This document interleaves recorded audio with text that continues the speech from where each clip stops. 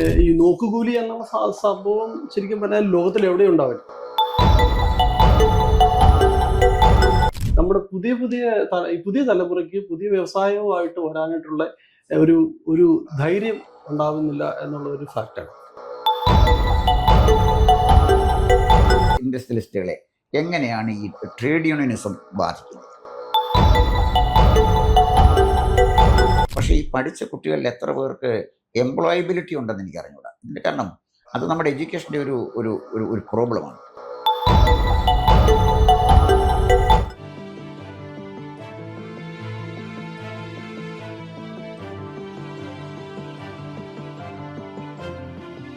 Kanjikode Industries Forum, inspiring industrial dreams, aspiring social developments.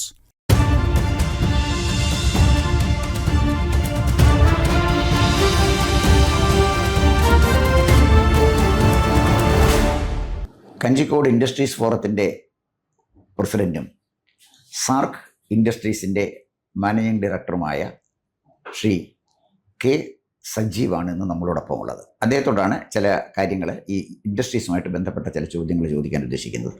എന്താണ് Kanjikode industries forum? എന്താണ് നിങ്ങളുടെ ലക്ഷ്യം? എന്താണ് അതിൻ്റെ പ്രവർത്തന രീതി? ഒന്ന് വളരെ ഹ്രസ്വമായിട്ടൊന്ന് പറഞ്ഞാൽ നന്നായിരുന്നു. കഞ്ചിക്കോട് ഇൻഡസ്ട്രീസ് ഫോറം നമ്മൾ കഞ്ചിക്കോട് പ്രവർത്തിച്ചു വരുന്ന എല്ലാ മാനുഫാക്ചറിങ് അതുപോലെ സർവീസ് ഇൻഡസ്ട്രികളുടെ ഒരു അസോസിയേഷനാണ്, സംഘടനയാണ്. കഞ്ചിക്കോട് ഏകദേശം ഇപ്പോൾ ഒരു 600 മാനുഫാക്ചറിങ് യൂണിറ്റ്സ് ഉണ്ട്. അതിനകത്ത് ഞങ്ങൾ ഏകദേശം 400 മെമ്പേഴ്സോളം ഞങ്ങളുടെ ഫോറത്തിലുണ്ട്. അപ്പം ആ ഫോറത്തിലുള്ള മെമ്പേഴ്സിന് അവരുടെ ഇൻഫർമേഷൻസും അതുപോലെ തന്നെ അവർക്ക് ആവശ്യമായിട്ടുള്ള ഗവൺമെൻറ്റിൻ്റെ ഓരോ ഡിപ്പാർട്ട്മെൻറ്റിന് ആവശ്യമായിട്ടുള്ള ലിങ്ക് ചെയ്യുക എന്നുള്ളതാണ് ഞങ്ങളുടെ കഞ്ചിക്കോട് ഇൻഡസ്ട്രീസ് ഫോറത്തിൻ്റെ ഒബ്ജക്റ്റീവ്. ഇപ്പം നമ്മളിപ്പോൾ തന്നെ ഈ കഞ്ചിക്കോട് ഇൻഡസ്ട്രീസ് ഫോറം നിൽക്കുന്നത് ഈ കൊച്ചിൻ ബാംഗ്ലൂർ ഇൻഡസ്ട്രിയൽ കോറിഡോറിൻ്റെ ഭാഗമായിട്ടാണ്. അപ്പോൾ ഏത് സംസ്ഥാനത്ത് നിന്നാലും ചില പ്രദേശങ്ങൾ ഇൻഡസ്ട്രീസ് ഡെവലപ്പ് ചെയ്യും. ഇപ്പോൾ ഉദാഹരണത്തിന് തമിഴ്നാട്ടിലെ ഗിണ്ടി പഴയ കാലത്തൊരു വലിയ വ്യവസായ കേന്ദ്രമായിരുന്നു. ഇപ്പം പഞ്ചാബിലോട്ട് നിന്നാൽ ലൂധിയാന, ഇപ്പോൾ ഹരിയാന തന്നെ വലിയൊരു ഇൻഡസ്ട്രിയൽ ഏരിയ ആയിട്ട് മാറിയിട്ടുണ്ട്. അതൊരു സംസ്ഥാനം പോലും ആയിട്ട് മാറിക്കഴിഞ്ഞു. ഇങ്ങനെ ഒക്കെ ഉണ്ട്. അപ്പോൾ അതുപോലെ ഈ ഗിണ്ടി പോലെ നാളത്തെ കേരളത്തിലെ ഒരു വ്യവസായത്തിൻ്റെ ഹബ്ബായിട്ട് മാറാൻ ഈ പ്രദേശത്തിന് സാധ്യതയുണ്ടോ? തീർച്ചയായിട്ടും.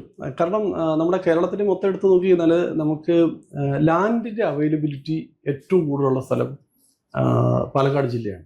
അതുകൊണ്ടാണ് ഈ കഴിഞ്ഞ പ്രാവശ്യത്തെ നമ്മുടെ ബഡ്ജറ്റിനകത്ത് തന്നെ ഇൻഡസ്ട്രിയൽ ക്യാപിറ്റൽ ഓഫ് കേരള എന്ന് പറയുന്നത് കഞ്ചിക്കോട് പാലക്കാടാവും എന്നുള്ളതിനെപ്പറ്റി അനൗൺസ് ചെയ്തിട്ടുണ്ട്. അതുകൊണ്ട് തന്നെയാണ് നമ്മുടെ ഇൻഡസ്ട്രിയൽ സ്മാർട്ട് സിറ്റിയും ഇവിടെ തന്നെ വരാൻ പോകുന്നത്. ഇപ്പം നമുക്കിപ്പം കഞ്ചിക്കോട് അതിനുള്ള വലിയ സാധ്യതയുണ്ട് എന്ന് അങ്ങ് പറഞ്ഞു.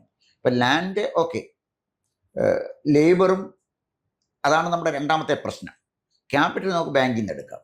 ഇപ്പോൾ കേരളത്തിലെ വ്യവസായ രംഗം നേരിടുന്ന ഏറ്റവും വലിയ വെല്ലുവിളി മിലിറ്റൻ്റ് ട്രേഡ് യൂണിയൻസുമാണ്. അതൊരു സത്യമാണ്.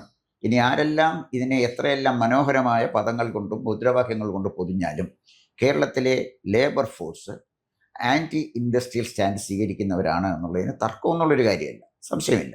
ഈ പ്രപഞ്ചത്തിൽ എവിടെയെങ്കിലും നോക്കുകൂലി ഉണ്ടെങ്കിൽ, എവിടെയെങ്കിലും, എനിക്ക് പ്രപഞ്ചത്തിലെ എല്ലാ കുറിച്ച് അറിഞ്ഞൂടാ, ഭൂമിയിൽ എവിടെയെങ്കിലും നോക്കുകൂലി ഉണ്ടെങ്കിൽ അതുള്ള സംസ്ഥാനമാണ് കേരളം. അത് മഹത്തായ ഒരു ആചാരം, മനോഹരമായ ഒരു ആചാരവുമായിട്ടാണ് പറയുന്നത്. ഇതാണ് ലേബറിൻ്റെ പ്രശ്നം. ഇപ്പോൾ മിലിറ്റൻ്റ് ട്രേഡ് യൂണിയനിസം എല്ലാ വ്യവസായികളും നേരിടുന്ന പ്രശ്നമാണ്. അതിൻ്റെ ഭാഗമായിട്ടാണ്, അല്ലെങ്കിൽ രാഷ്ട്രീയ വിക്ടിമൈസേഷൻ്റെ ഭാഗമായിട്ടാണ് കിറ്റക്സ് സാബുവിന് തെലങ്കാനയിലോട്ട് പോകും 50,000 തൊഴിലവസരം അവിടെ കിട്ടി. അതുപോലെ തന്നെ ചിറ്റിലപ്പള്ളി പോകേണ്ടി വന്നു. അപ്പോൾ ഇവിടെ നിങ്ങൾ തൊട്ടടുത്ത് തമിഴ്നാടുമായിട്ട് ബന്ധപ്പെട്ട് കിടക്കുകയാണ്. ഇവിടെ ഒരു പ്രശ്നമുണ്ടെങ്കിൽ ഈ ഇൻഡസ്ട്രിയൽ ഹബ്ബ് അതുപോലെ തമിഴ്നാട്ടിലോട്ട് കോയമ്പത്തൂരോട്ട് പോകാൻ ഒരു താമസം വരില്ല. അതാണ് സ്ഥിതി.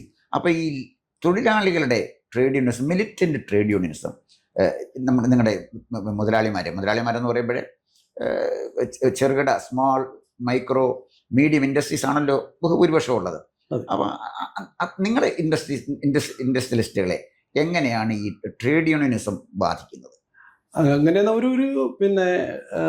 ഒരു മിലിറ്റൻസി എന്നുള്ള ഒരു സംഭവത്തിന് നമുക്ക് ഇങ്ങനെ ജനറലൈസ് ചെയ്ത് കാണാൻ പറ്റില്ല. കാരണം ഞങ്ങളിപ്പോൾ അഭിമുഖീകരിച്ചുകൊണ്ടിരിക്കുന്ന ഏറ്റവും വലിയ ഒരു പ്രോബ്ലം എന്ന് പറഞ്ഞാൽ നമുക്ക് സ്കിൽഡ് ലേബേഴ്സിൻ്റെ ഷോർട്ടേജാണ് ഉള്ളത്. പിന്നെ തീർച്ചയായിട്ടും ഉണ്ട്. ഇപ്പം അങ്ങ് പറഞ്ഞ പോലെ ഈ നോക്കുകൂലി എന്നുള്ള സംഭവം ശരിക്കും പറഞ്ഞാൽ ലോകത്തിൽ എവിടെയും ഉണ്ടാവില്ല. അതിനെയൊക്കെ മാറ്റം വരുത്താൻ വേണ്ടിയിട്ട് ഇവിടെ നിയമങ്ങൾ വന്നു. പക്ഷെ എന്നാലും അത് ഇപ്പോഴും ഇവരുടെ ഒരു ട്രേഡ് യൂണിയന്റെ ഒരു അവകാശമായിട്ട് തന്നെയാണ് ഇപ്പോഴും കണ്ടുകൊണ്ടിരിക്കുന്നത്. അതിനൊക്കെ ഏകദേശം തീർച്ചയായിട്ടും ഒരു അവസാനം ഉണ്ടായേ പറ്റുള്ളൂ. കാരണം നമുക്ക് ഇത് വ്യവസായത്തിലോട്ട് പുതിയ തലമുറ കടന്നു വരുമ്പം അവർ കാണുന്ന കുറേ കാര്യങ്ങളുണ്ട്. ഞങ്ങളൊക്കെ ഇപ്പോഴേ 30 വർഷമായിട്ട് വന്നു. ഇപ്പം ട്രേഡ് യൂണിയന്റെ പ്രോബ്ലംസ് ഇപ്പം ഇല്ല എന്ന് ഞാൻ പറഞ്ഞിട്ടുണ്ടെങ്കിൽ പോലും കഴിഞ്ഞ ഒരു 15 വർഷം മുമ്പ് എടുത്ത് നോക്കി കഴിഞ്ഞാൽ നല്ല നല്ല പ്രോബ്ലംസ് ഉണ്ടായിരുന്നു. എല്ലാ ഇൻഡസ്ട്രികളിലും ഇഷ്യൂസുകൾ ഉണ്ടായിരുന്നു. പക്ഷെ ഇപ്പം വന്ന് ഏകദേശം എല്ലാം ഒരു നന്നായിട്ട് പോകുന്ന ഒരു സാഹചര്യമുണ്ട്. പക്ഷേ നമ്മൾ നോക്കേണ്ടത് പുതിയ വ്യവസായികൾ, പുതിയ സംരംഭകർ വരുമ്പം ഇവരിതൊക്കെയാണ് കാണുന്നത്. വെറുതെ സാധനം ഇറക്കി വെക്കുന്നു, നമ്മൾ തന്നെ ഇറക്കി വെക്കുന്നു, ഒരു ടീം വന്നിട്ട് അതിൻ്റെ നോക്കുകൂലി വാങ്ങിക്കൊണ്ട് പോകുന്നു. ആ ഒരു സംഭവങ്ങളൊക്കെ കാണുമ്പം നമ്മുടെ പുതിയ തലമുറയ്ക്ക് പുതിയ വ്യവസായവുമായിട്ട് വരാനായിട്ടുള്ള ഒരു ധൈര്യം ഉണ്ടാകുന്നില്ല എന്നുള്ള ഒരു ഫാക്റ്റാണ്. പിന്നെ ഇപ്പോൾ പറഞ്ഞതുപോലെ നമ്മുടെ തൊട്ടടുത്ത് കിടന്ന സംസ്ഥാനത്തിലോട്ട് ഇൻഡസ്ട്രികൾ പോകുന്നുണ്ട്. കാരണം ഇവിടെ ഇപ്പം ലാൻഡ് അവൈലബിൾ ആണ് എന്ന് പറയുമ്പോഴും നമുക്ക് ലാൻഡിന്റെ അടിസ്ഥാന സൗകര്യങ്ങൾ ഇല്ലാത്തത് കൊണ്ട് ഇപ്പം ഞങ്ങളുടെയൊക്കെ കമ്പനിയിലാണെങ്കിൽ ഞങ്ങൾക്ക് ഒരു എക്സ്പാൻഷൻ പിന്നെ വേണമെന്നുണ്ടെങ്കിൽ നമുക്ക് ലാൻഡില്ല.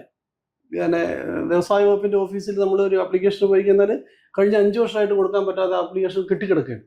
അവരുടെ ലാൻഡ് അവൈലബിൾ ആക്കി വന്നതിന് ശേഷം ഒരു എക്സ്പാൻഷൻ നടത്തുക എന്നുള്ളതിനെ പറ്റി നമുക്ക് ആലോചിക്കാൻ പറ്റും. കാരണം whenever there is a demand നമുക്ക് എക്സ്പാൻഷൻ പോകേണ്ടി വരും. അങ്ങനെ ഞങ്ങളും അങ്ങനെ എക്സ്പാൻഷനായിട്ട് കോയമ്പത്തൂർ പോയ ആൾക്കാരാണ്. അതെല്ലാം പോയിട്ട് നല്ല രീതിയിൽ പ്രവർത്തിക്കുന്ന സ്ഥാപനങ്ങളുണ്ട്. അപ്പം ഈ ലാൻഡിന്റെ ലഭ്യത മാത്രമല്ല അടിസ്ഥാന സൗകര്യം എന്ന് പറയുന്നത്. അടിസ്ഥാന സൗകര്യത്തിനകത്ത് നമുക്ക് അൺഇൻറ്ററപ്റ്റഡ് ആയിട്ടുള്ള പവർ സപ്ലൈ വേണം. പിന്നെ അതുപോലെ തന്നെ വാട്ടർ സപ്ലൈ വേണം. ഇത് മൂന്നൂടെ, അതായത് ഒരു മാനുഫാക്ചറിങ് ആക്ടിവിറ്റീസിനകത്ത് 3M എന്നാണ് പറയുന്നത്. അതായത് മാൻ, മെഷീൻ ആൻഡ് മെറ്റീരിയൽ. അതിനകത്ത് മാൻ പവർ നന്നായിട്ട് ഉണ്ടാവണം. അതിൻ്റേതായിട്ടുള്ള സ്കിൽഡ് ലേബേഴ്സ് വേണം.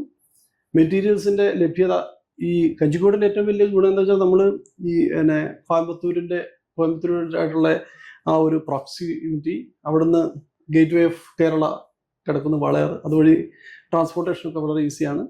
പിന്നെ മെഷീൻസ് ഒക്കെ തരാൻ വേണ്ടിയിട്ട് ബാങ്കുകളൊക്കെ നമുക്ക് നന്നായിട്ട് ധനസഹായം ചെയ്തു വരുന്നത്. ഓക്കെ, അങ്ങനെ പറഞ്ഞ പോലെ ഈ സ്കില്ല് ലേബറേഴ്സിൻ്റെ സ്കേഴ്സിറ്റി ഉണ്ടെന്ന് പറഞ്ഞു. ഒരു കാര്യം ആലോചിച്ച് നോക്കണം, ഏറ്റവും അധികം തൊഴിൽ രഹിതരുള്ള സംസ്ഥാനമാണ് കേരളം.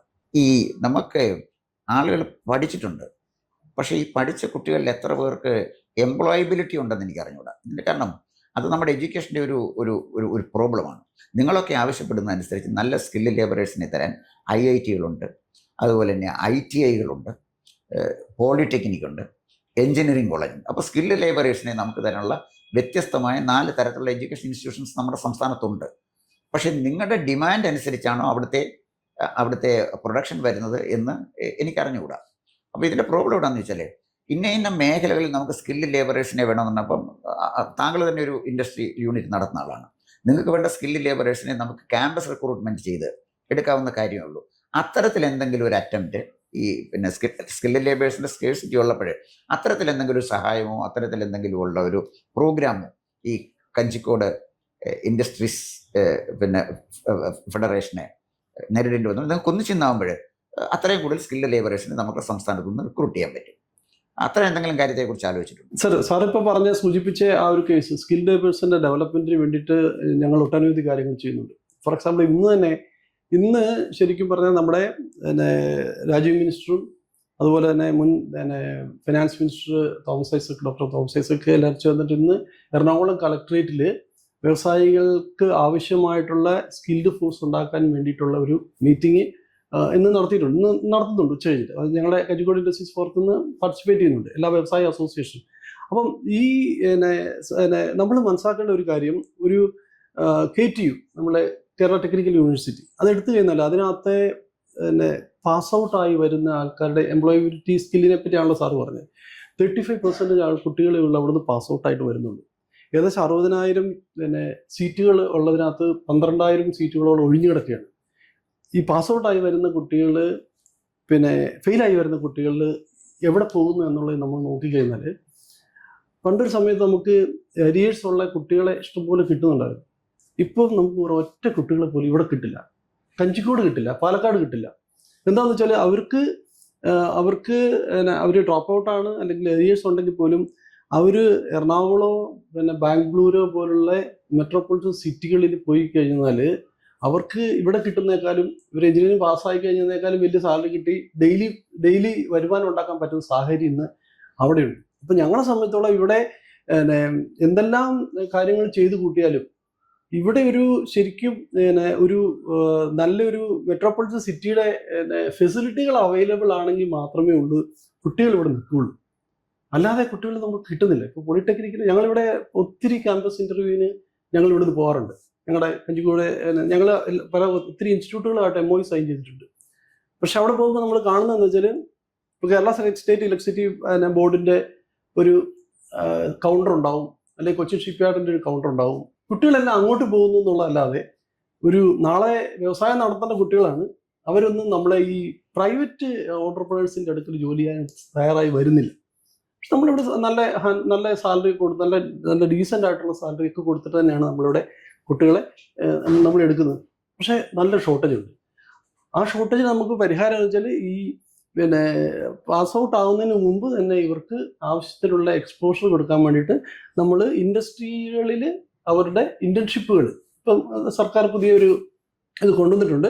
6 മാസം അത് 3 months കണ്ടിന്യൂസ് ആയിട്ടുള്ള ഇന്റേൺഷിപ്പുകൾ അങ്ങനെ അനൗൺസ് ചെയ്തിട്ടുണ്ട്. അതൊക്കെ വന്നു കഴിഞ്ഞാൽ ഇവർക്ക് ഒരു ഇൻഡസ്ട്രി വന്നു കഴിഞ്ഞിട്ട് ആ ഒരു ഇൻഡസ്ട്രിയിൽ റിയൽ ആയിട്ട് എന്താണ് നടക്കുന്നത് എന്നുള്ളത് മനസ്സിലാക്കി കഴിയുമ്പോൾ ഇവർ സ്റ്റിക്ക് ഓൺ ചെയ്യാനായിട്ടുള്ള പോസിബിലിറ്റി ഉണ്ടാവും.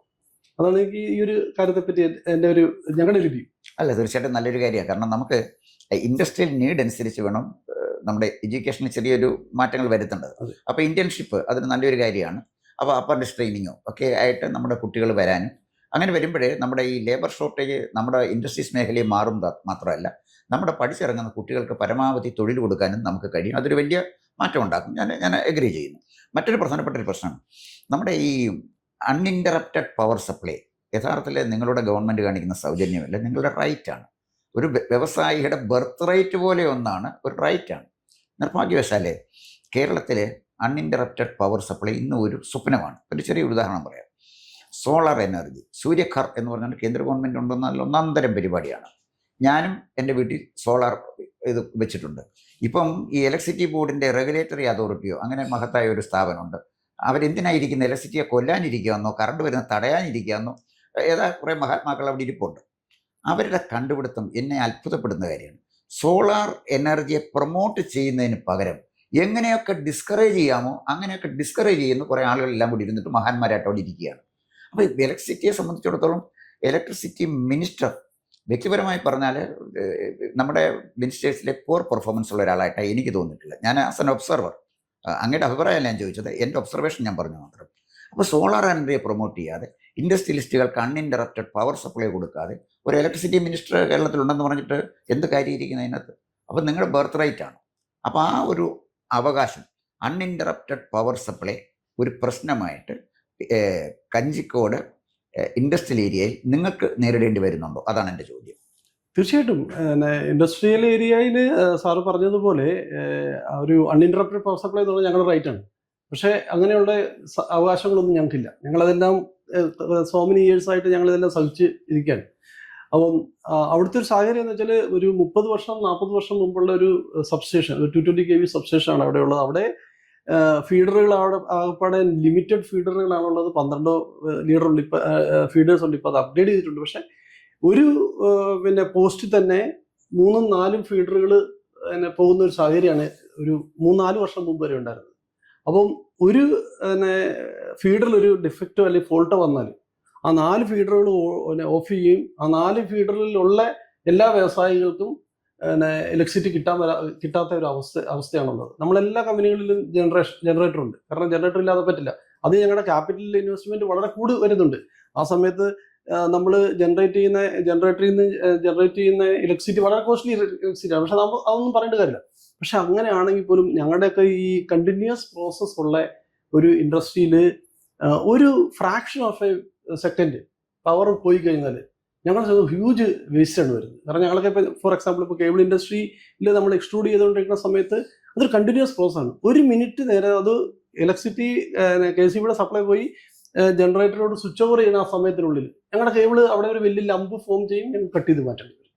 അപ്പം അത് ശരിക്കും പറഞ്ഞാൽ നമ്മൾ വെളിയിലുള്ള കൺട്രിയിലൊക്കെ പോയി കഴിഞ്ഞാൽ നമുക്ക് പിന്നെ ഒരു പവർ സപ്ലൈ ഫെയിലിയർ വരുമെന്നുണ്ടെങ്കിൽ ഒരു പ്രിവെന്റീവ് മെയിൻ്റനൻസ് എന്തെങ്കിലും ഉണ്ടെങ്കിൽ അവർ നേരത്തെ അനൗൺസ് ചെയ്യും. നമുക്ക് ഇത് ഇത്ര സമയത്തുള്ളിൽ ഇത്ര സമയം വരെ നിങ്ങൾക്ക് ഇലക്ട്രിസിറ്റി ഉണ്ടാവില്ല എന്ന് പറയും. അതനുസരിച്ച് നമ്മൾ എല്ലാ കാര്യങ്ങളും പ്ലാൻ ചെയ്യും. ഇവിടെ അങ്ങനെയുള്ള ഒരു സംവിധാനങ്ങളുമില്ല. ഇവിടെ ഞങ്ങൾക്ക് ഒരു വാട്സപ്പ് ഗ്രൂപ്പ് ഉണ്ട്.